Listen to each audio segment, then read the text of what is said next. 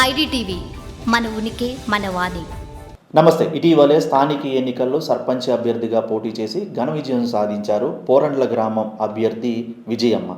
మోదీ విజయమ్మ ఈ సందర్భంగా మాట్లాడుతూ తమ గ్రామాన్ని ఆదర్శవంత గ్రామంగా తీర్చిదిద్దడమే తన లక్ష్యం అంటూ కూడా తనపై నమ్మకం ఉంచి ఓట్లు వేసిన ప్రతి ఒక్కరికి కూడా గ్రామ పెద్దలకు, గ్రామంలో ఉన్నటువంటి వృద్ధులకు, మహిళలకు ప్రత్యేక ధన్యవాదాలు తెలిపారు. తమ గ్రామంలో మౌలిక సమస్యలైనటువంటి సీసీ రోడ్లు, డ్రైనేజీ, అలాగే వీధి లైట్ల సమస్యను తక్షణమే పరిష్కరిస్తానంటూ కూడా ఎటువంటి సమస్య ఉన్నా సరే ప్రజలు తన దృష్టికి తీసుకురావాలంటూ కూడా కోరుకున్నారు.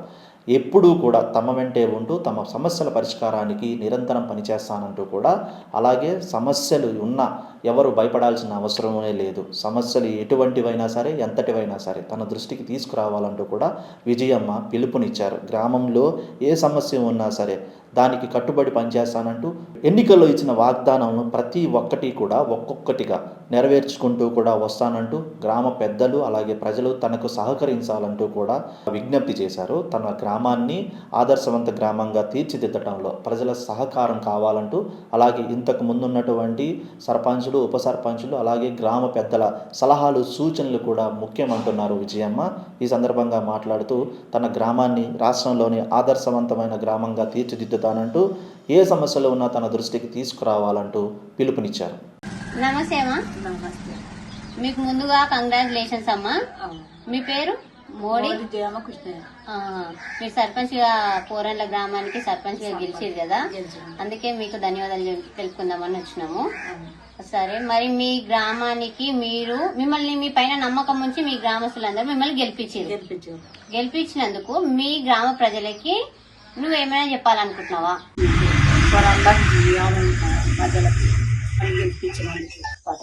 నమస్కారం. ముందుగా మీకు పోరండ్ల గ్రామంలో నలుగురు పోటాపోటీ ఉన్నా గానీ మీరు ఎంతో కొంత మెజారిటీతో గెలిచినందుకు మీకు ప్రత్యేకంగా కంగ్రాచులేషన్ చెప్పుకోవడానికి వస్తున్నాను. ఓకే సార్, మీ పేరు? Okay sir. మరి నలుగురు పోటాపోటీగా మీకు బాగానే ఉన్నారు సార్. అంత మందిలో మీపై నమ్మకం ఉంచి మీకు గెలిపించిన మీ గ్రామ ప్రజలకి మీరు ప్రచారంలో ఏమేమి హామీలు ఇచ్చారు సార్? ఏమైనా హామీలు ఇచ్చారా?